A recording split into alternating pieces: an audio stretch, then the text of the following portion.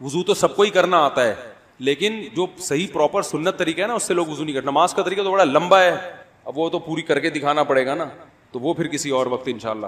وضو میں جو ہے نا لوگ کیا کرتے ہیں، بہت زیادہ ہو گیا ہے، چھوٹے بچوں کا اور بڑوں کا لحاظ، یعنی تھوک اور ناک وغیرہ کپڑوں میں بدن پہ لگ جائے تو پاک ہوتے ہیں، نہ پاک ہوتے ہیں. اگر نماز پڑھنے بلی اگر پاؤں چاٹنا شروع کر دے تو پاک رہے گا، بلی کا جھوٹا پاک ہے. تو کیا ہوا، وضو کا جو طریقہ ہے نا لوگ کیا کرتے ہیں عجیب، نارملی تو سب صحیح کر رہے ہوتے ہیں لیکن جو صحیح سنت طریقہ اس کو فالو نہیں کرتے.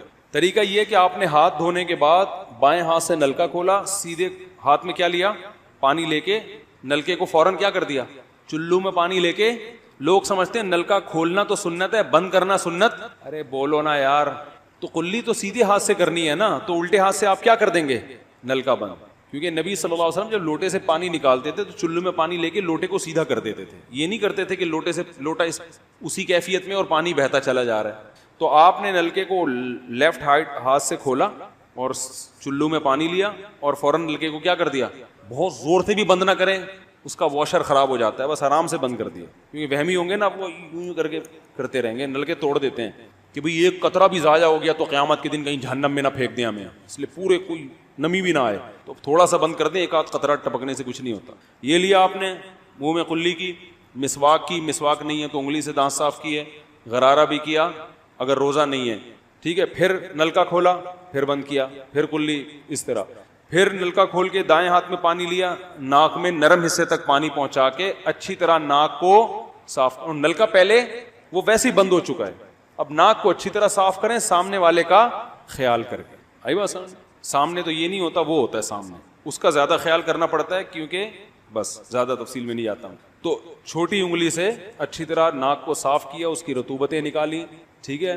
پھر نلکا کھولا، دوبارہ پانی لیا، پھر اسی طرح ناک میں بولو بھائی ڈالا، اور نلکا اسی وقت جب چلو میں پانی بھر گیا نلکا اسی وقت کیا کر دیا. اللہ نے دو ہاتھ اسی لیے دیے ہیں کہ اس سے نلکا بند کیا جائے اور اس سے کیا کیا جائے. پھر یوں کیا، پھر 3 دفعہ، 6 چلو پانی خرچ ہوا نا، چلو اس کو کہتے ہیں، 6 چلو پانی خرچ ہو گیا. پھر آپ نے کیا کیا، نلکا کھولا لیفٹ ہاتھ سے. جو اصل طریقہ ہے وہ تو یہ ہے، سیدھے ہاتھ میں پانی لے کے نلکا بند کیا اور سیدھے ہاتھ سے پانی پیشانی پہ ڈال کے دونوں ہاتھوں سے پھیلا لیا، 3 دفعہ اس طرح کیا. اس پہ عمل نہیں ہوتا تو پھر اتنا کر لو کہ دونوں ہاتھوں پہ کیا لے لو، نلکا کھول کے پانی لے کے پیشانی پہ ڈالو اور فوراً نلکا کیا کر دو، بند کر دو، اور پھر ہاتھوں سے اچھی طرح اس کو ملو. سمجھ میں نہیں آ رہی بات؟ تو یہ عمل کتنی دفعہ کیا، نلکا ہر دفعہ میں بند ہو رہا ہے. ہمارے ہاں جس ٹائم پہ نلکا کھلتا ہے تو جب تک وضو مکمل نہیں ہو جاتا بند ہونے کا نام نہیں لیتا. 3 دفعہ آپ نے منہ اچھی طرح دھو لیا، داڑھی ہے تو اس میں کیا کر لیا، بڑی داڑھی ہے، میری داڑھی ایسی میں تو چلو سے پوری داڑھی دھو لیتا ہوں، چھوٹی سی داڑھی ہے تو داڑھی میں خلال کر لیا آپ نے. اس کے بعد آپ نے بازو کیسے دھونے ہیں، بازو دھونے کا بھی یہ طریقہ ہے. لیفٹ ہاتھ سے چلو میں پانی لیا، جب سیدھے ہاتھ میں پانی آئے گا تو یوں کیا. قرآن میں کیا ہے کہ قمتم الی الصلاۃ فاغسلوا وجوہکم وایدیکم الی المرافق، اپنے ہاتھوں کو کوہنیوں تک دھو. پتہ ہے دھونے کا عمل ہاتھ سے شروع ہوگا، ختم کہاں ہوگا، پانی یوں نہیں بہانا، اس طرح بہانا ہے پانی، یہاں سے یوں جائے. اور اس میں فائدہ یہ ہوتا ہے کہ بالوں کا جو رخ ہے نا نیچے کی طرف ہوتا ہے، جب پانی اپوزٹ سائڈ میں جاتا ہے تو اسکن اچھی طرح گیلی ہو جاتی ہے. سمجھ رہے ہو؟ تو آپ نے یوں لیا اور ہاتھ سے اچھی طرح ملا. اس ملنے پہ زیادہ زور لگانا ہے، ہم پانی پہ زیادہ زور لگا رہے ہو. پھر یہ بھی ہو سکتا ہے کہ دونوں ہاتھوں سے لو، دونوں ہاتھوں سے نلکا کھول کے دونوں ہاتھوں سے پانی لے کے، کیونکہ اس میں زیادہ پانی آ جاتا ہے تو پانی لے کے آپ نے لیفٹ ہاتھ کو بھی یوں کیا نا تاکہ یہ پانی بھی ادھر ٹرانسفر ہو اور یوں چلا جائے. اس طرح سے آپ نے دوسری دفعہ دھو لیا اور نلکا کیا کر دیا، بند. پھر تیسری دفعہ بھی ایسے ہی کیا. یہ جو ہوتا ہے نا یوں یوں یوں کر کے رگڑے لگا رہے ہیں نلکے کے نیچے ایسے، یہ نہیں ہوتا، یہ سنت طریقہ نہیں ہے. نبی جس برتن سے وضو کرتے تھے تو اس طرح چلو میں پانی لے کے اس طرح وضو کیا کرتے تھے، غسل اسی طرح ہو جاتا تھا. تو اب پھر لیفٹ میں بھی ایسے ہی ہے، لیفٹ میں پانی ڈالا اور سیدھے ہاتھ سے سہارا لے کے کیا کیا، دونوں ہاتھوں کا پانی ادھر آ جائے گا. ایک دفعہ دھل گیا، اچھی طرح مسئلے کونیوں تک پہنچ جاتا ہے اور پریکٹس کے بعد تو بہت اچھا ہو جاتا ہے. اس کے بعد آپ نے کیا کیا، سر کے بالوں کا مسا. سر کے بالوں میں جو یہ ہے یہ طریقہ کچھ بھی نہیں ہے، کہیں بھی ثابت نہیں ہے. سیدھا سیدھا آپ نے ہاتھ گیلے کیے، پیچھے لے گئے. ایک حدیث میں صرف یہاں تک آتا ہے، ایک حدیث میں واپس لانا بھی. تو دونوں طریقے ہیں مسا کے، صرف پیچھے لے جاؤ یا پیچھے لے جا کے پورے سر پہ ایسے ہاتھ پھیر لیا، کیا ہو گیا، سر کا مسا. پھر انگلیوں کا، وہ کانوں کا، الاذنان من الراس، حدیث میں آتا ہے کان کس میں سے ہیں؟ سر میں سے. کیا مطلب اس کے لیے نیا پانی لینے کی ضرورت نہیں ہے.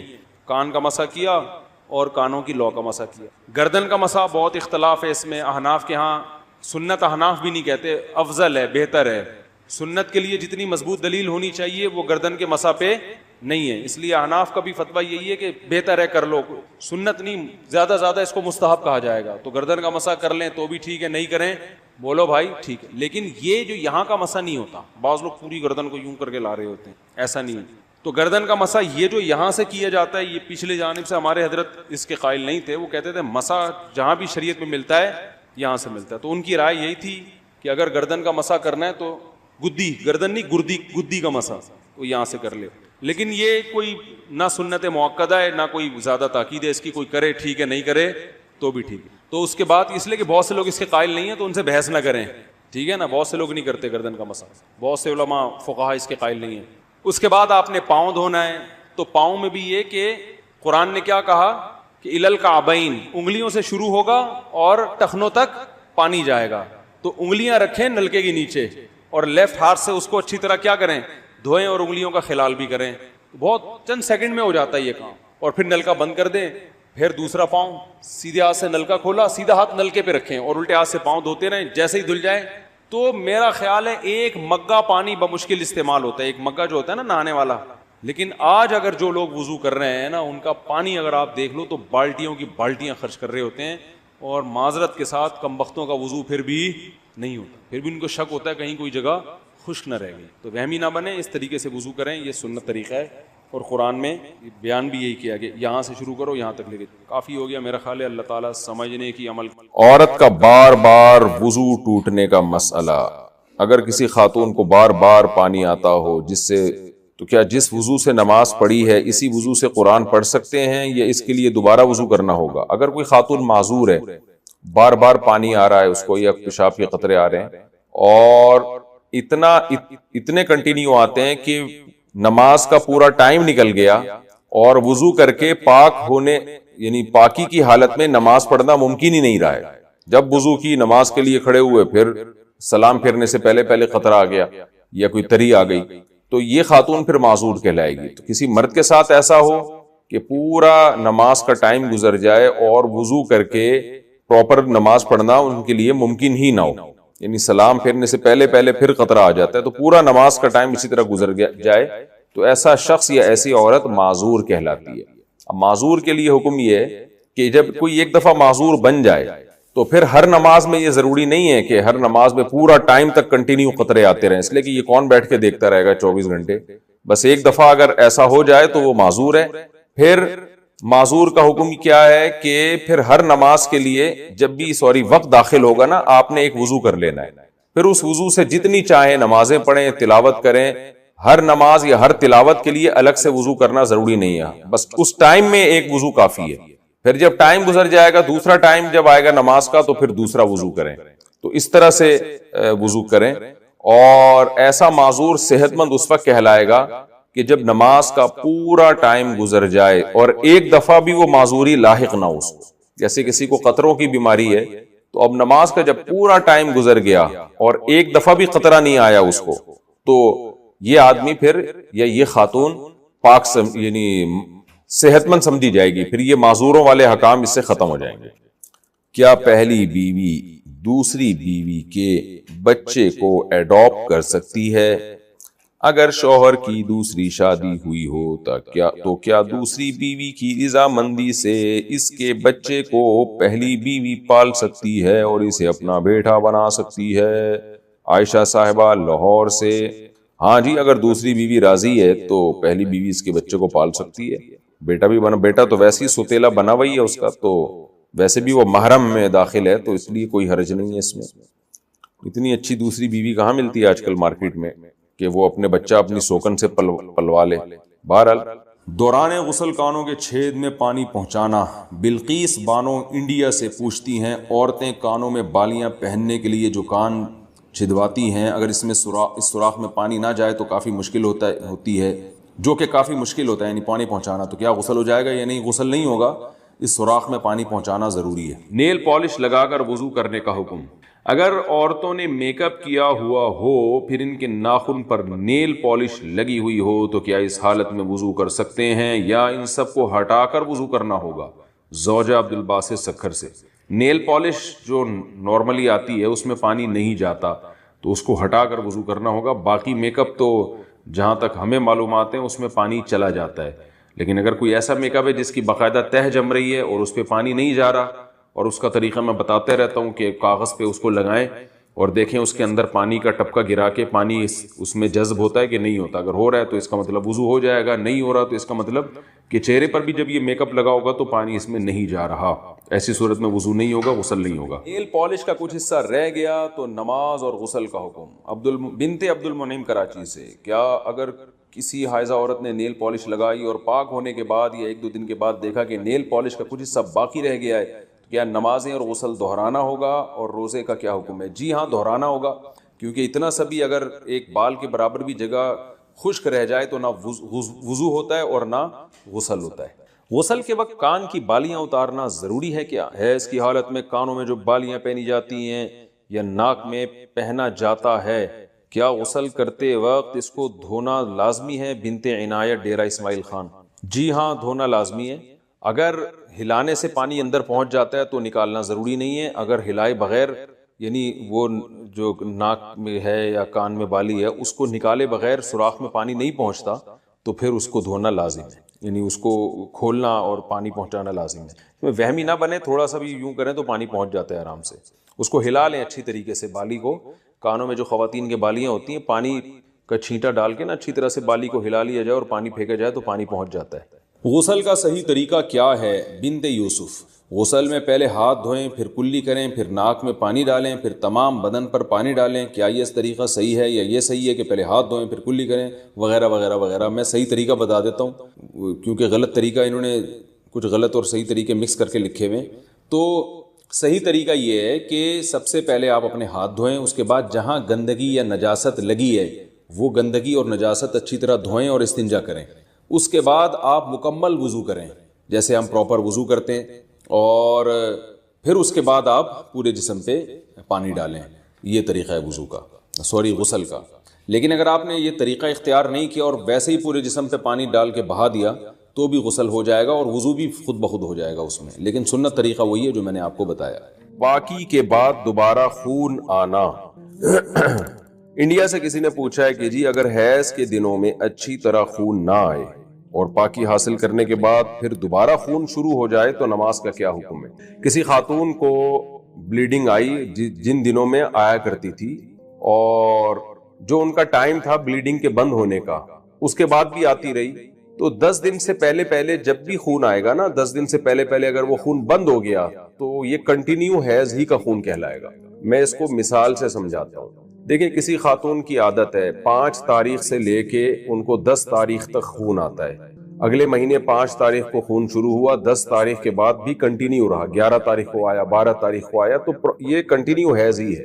اب اگر 15 تاریخ سے پہلے بند ہو گیا تو اس کا مطلب 10 دن سے پہلے بند ہو گیا، تو جتنے دن میں بند ہوا وہ سارے دن حیض ہی کے کہلائیں گے۔ 7 دن میں بند ہوا تو 7 دن حیض کے۔ اگلے مہینے یہ سمجھا جائے گا بھئی اس خاتون کی عادت چینج ہو گئی، اب 7 دن حیض کے ہو گئے۔ لیکن خوب سمجھ لیں، اگر کسی خاتون کی عادت تھی 5 تاریخ سے لے کے 10 تاریخ تک حیض آنے کی، اب اس مہینے کیا ہوا کہ 5 تاریخ سے لے کے 10 تاریخ تک، پھر 11 کو بھی، 12 کو بھی، 13 کو بھی، 14 کو بھی، 15 کو بھی، اب 10 دن ہو گئے، 10 دن کے بعد 16 کو بھی خون آیا ہے، اس کا مطلب 10 دن سے زیادہ آ گیا۔ تو 10 دن سے زیادہ کبھی بھی حیض نہیں ہوتا، تو یہ اس کی علامت ہوگی کہ یہ جو ان کی عادت تھی نا 5 دن خون آنے کی، وہ تو خون کے دن کہلائیں گے، 5 دن سے زیادہ جو خون آیا ہے وہ خون استحاضہ کا کہلائے گا۔ لہذا اس میں جو نمازیں انہوں نے چھوڑی ہیں ان کی قضا ان پر لازم ہوگی۔ جیسے 5 تاریخ کو خون آیا، 10 تاریخ کو بند ہونا تھا، عادت ان کی یہی تھی کہ 10 تاریخ کو بند ہو جاتا تھا، اس دفعہ نہیں ہوا، تو اگر 10 دن تک کنٹینیو خون آتا رہا، یعنی 15 تاریخ تک خون آتا رہا اور 15 تاریخ سے تجاوز کر گیا، تو پھر یہ سمجھا جائے گا کہ یہ سارا اضافی خون یہ استحاضے کا ہے، یہ حیض کا نہیں ہے، لہذا ان 5 دنوں میں جو اضافی نمازیں چھوڑی ہیں انہوں نے، وہ نمازیں ان کو لوٹانی پڑیں گی، قضا کرنی پڑے گی. اور اگر 15 تاریخ سے پہلے بند ہو گیا تو اس کا مطلب کنٹینیو 10 دن سے زیادہ نہیں آیا، 10 دن سے پہلے بند ہو گیا تو وہ سارے حیضی کا خون کہلائے گا. تسہیل بہشتی زیور کتاب خواتین کو چاہیے گھر میں رکھیں حیض و نفاس کے مسائل سمجھنے کے لیے. حیض و نفاس کے مسائل ایک دفعہ اچھی طرح سے سمجھ لیں تو بہت اس میں خواتین کو مہارت ہو جاتی ہے. تو بہشتی زیور میں بڑے آسان انداز سے لکھے ہوئے ہیں حیض و نفاس کے مسائل. آج کل شرعی مسائل کی طرف لڑکیوں کی توجہ ہی نہیں ہے، ڈاکٹر بن رہی ہیں، انجینئر بن رہی ہیں، طہارت کے حکام اسلام تو آپ کو طہارت کے حکام بھی بتاتا ہے نا، تو آپ کو میڈیکل کالج میں تھوڑی بتائی جائیں گے یہ حیض و نفاس کے شرعی حکام کیا ہیں. تو یہ تو میڈیکل سائنس کا ٹاپک ہی نہیں ہے، نہ یہ آپ کو فزکس کیمسٹری میں یہ چیزیں سکھائی جائیں گی. یہ چیز شرعی حکام ہے، نماز کا طریقہ کیا ہے، غسل کا طریقہ کیا ہے، یہ ڈاکٹر تھوڑی بتائیں گے آپ کو. ڈاکٹر کی نظر میں تو ڈیٹول سے نہا لو، پانی سے نہا لو، ایک ہی بات ہے، دونوں میں جراثیم مر جاتے ہیں. لیکن اسلام یہ کہتا ہے آپ کو پانی سے نہانا پڑے گا، غسل پانی سے کرنا پڑے گا آپ کو. تو اس لیے حیض و نفاس کے مسائل خواتین سیکھیں. دینی تعلیم اتنی حاصل کرنا فرض ہے جس کا آپ کے روزمرہ کے شرعی مسائل سے تعلق ہے. طلب العلم فریضۃ علی کل مسلم و مسلمہ، نبی نے فرمایا کہ ہر مسلمان مرد اور عورت پر علم کا سیکھنا فرض ہے. تو اس کی تفسیر میں تشریح میں علماء کہتے ہیں آپ کو جن مسائل کی روزمرہ ضرورت پیش آتی ہے چاہے مرد ہو یا عورت، تو وہ علم آپ پر سیکھنا فرض ہے. تو حیض و نفاس تو خواتین کو واسطہ پڑتا ہے اس سے، تو لہذا ان پر لازم ہے کہ وہ یہ مسائل سیکھیں. اور بہشتی زیور رکھ لیں، تسہیل بہشتی زیور، جامع ترشید نے بہشتی زیور کو آسان کر کے چھاپا ہے، وہ کتاب رکھ لیں. پھر کوئی بات سمجھ میں نہ آئے تو پھر علماء سے رجوع کریں. لیکیوریا میں ہر بار کپڑا پاک کرنا ہوگا. میں نے لیکیوریا کے بارے میں آپ کی ویڈیو دیکھی تھی جس میں آپ نے بتایا تھا کہ ہر نماز سے پہلے پاکی حاصل کرنی چاہیے. تو اگر شلوار پر ناپاکی لگ گئی ہے تو کیا ہر دفعہ نماز سے پہلے اسے بدلنا یا دھونا ضروری ہوگا یا کیا حکم ہوگا؟ مریم صاحبہ کراچی سے. دیکھیں لیکیوریا میں اگر اتنی تھوڑی سی 1-2 قطرے شلوار پہ لگے ہیں، 1-2 قطرے، تو وہ تو اس کو تو دھونا ضروری نہیں ہے. کم سے کم 1 درہم کے بقدر، یعنی ہتھیلی کی جو گہرائی ہے نا اس کے بقدر اگر نجاست پھیل گئی ہے تو پھر اس کو دھونا لازم ہے. تو اندازے سے شلوار کو یا کوئی بھی جو بھی چیز پہنی ہوئی ہے اس کو اندازے سے آپ کا غالب گمان لگائیں کہ یار کہاں گندگی لگی ہوگی، تو وہ پلو پکڑ کے نلکے کے نیچے اتنا دھو کے رگڑ دیا جائے. تو بس پھر وہم نہ کیا جائے. یعنی یہ ضروری نہیں ہے اگر جیسے شلوار پہ نجاست لگی، جب آپ نے دھونے کے لیے گئے اس کو واش روم میں تو پتہ نہیں چل رہا کہاں لگی ہے، تو اندازے سے بھی دھو لیں گے کپڑا پاک ہو جائے. اسپیسیفک وہ جگہ ضروری نہیں ہے اگر آپ کو یاد نہیں ہے. تو ایک غالب گمان، ایک اندازہ لگائیں کہ یہاں شلوار میں ناپاکی لگی ہوگی. اس کے بعد اس کو آپ نے تھوڑا سا پانی سے ایسے کر کے نلکا پہ پانی بہایا اور تھوڑا رگڑ کے نچوڑ دیا، تو بہانے سے پانی جو ہے وہ پاک ہو جاتا ہے. اگر کسی میں ایسی برائی ہے کہ اس کی وجہ سے دوسرے کو مالی یا جانی نقصان پہنچ سکتا ہے، تو پھر جس شخص کو نقصان پہنچ سکتا ہے اس کو بتانا ضروری ہے کہ بھائی اس آدمی سے مثال کے طور پر کوئی مالی معاملات میں 2 نمبر ہے. اب آپ نے مثال کے طور پر زید جو ہے نا وہ مالی معاملات میں کیا ہے 2 نمبر. آپ نے زید کو زید بکر سے لین دین کر رہا ہے، آپ نے بکر کو چھپڑ میں لے جا کے بتا دیا کہ بھائی یہ بندہ کیا ہے. یہ نہیں کہ لاؤڈ سپیکر لے کے اعلان کریں، آپ نے بکر کو چھپڑ میں جا کے بتا دیا کہ یہ بندہ کیا ہے، تھوڑا اس سے ہوشیار رہنا. تو یہ چیز غیبت میں نہیں آتی، بلکہ فرض ہے کسی کو نقصان سے بچانا. رشتے ناتے جب طے ہوتے ہیں